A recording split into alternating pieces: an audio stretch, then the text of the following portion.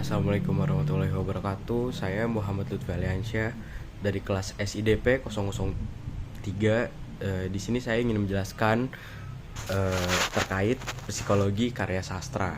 Jadi psikologi karya sastra itu adalah bagian dari pendekatan psikologi sastra yang berfokus pada unsur-unsur kejiwaan di dalam teks sastra itu sendiri, khususnya pada tokoh-tokoh, alur, konflik batin, serta tema yang menggambarkan aspek psikologis manusia. Jadi saat kita membaca karya sastra, misalnya novel, cerpen, puisi, atau drama, kita tuh dapat menganalisis bagaimana jiwa, perasaan, pikiran, konflik batin para tokoh digambarkan dalam cerita. Dan itu yang kita sebut sebagai psikologi sastra.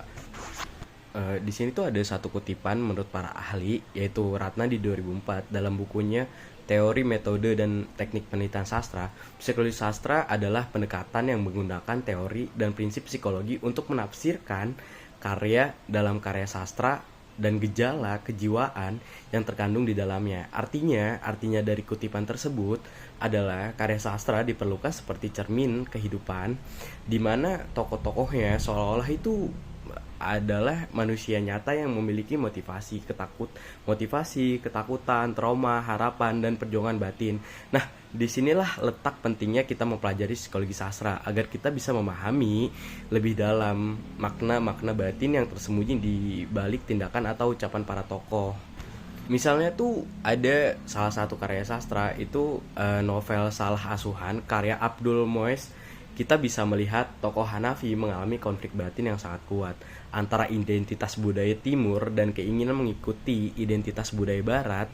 Kalau kita menggunakan psikologi karya sastra, kita akan menganalisis bagaimana perasaan terasing, dilema identitas, serta kegelisahan batin Hanafi yang digambarkan dalam alur cerita. Ini yang dimaksud oleh Albertine Meindrup di 2010 ketika ia menyatakan bahwa dalam psikologi karya sastra, tokoh cerita ditelaah melalui teori psikologi seperti psikoanalisis, metaforsisme, atau psikologi humanistik untuk mengetahui latar belakang, tindakan, atau perkembangan kepribadian tokoh tersebut. Terus psikologi karya sastra juga memungkinkan kita tuh untuk memahami bagaimana struktur, emosi, dan konflik dalam cerita.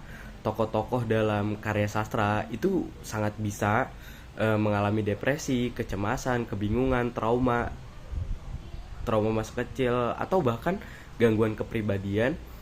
Dan semua itu kita dapat telaah menggunakan teori-teori psikologi seperti yang dikembangkan oleh Sigmund Freud, Carl Jung, dan Erik Erikson sebagai contoh dalam cerpen-cerpen karya Edgar Allan Poe. Banyak tokoh yang mengalami kegilaan atau kondisi psikologi yang tidak stabil. Nah,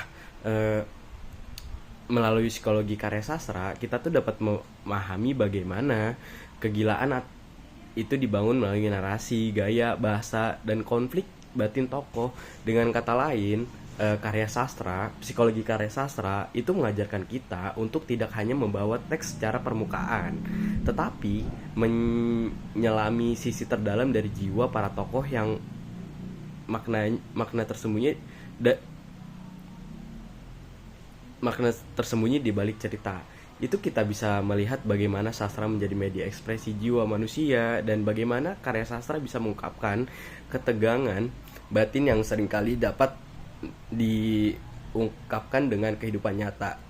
Jadi melalui pendekatan ini kita tuh bisa menjadi lebih peka terhadap kondisi psikologi manusia dan lebih bijaksana dalam memaknai kehidupan lewat kisah sastra yang kita baca.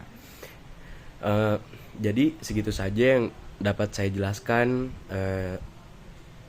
Jika ada kekurangan mohon dimaafkan. Wassalamualaikum warahmatullahi wabarakatuh.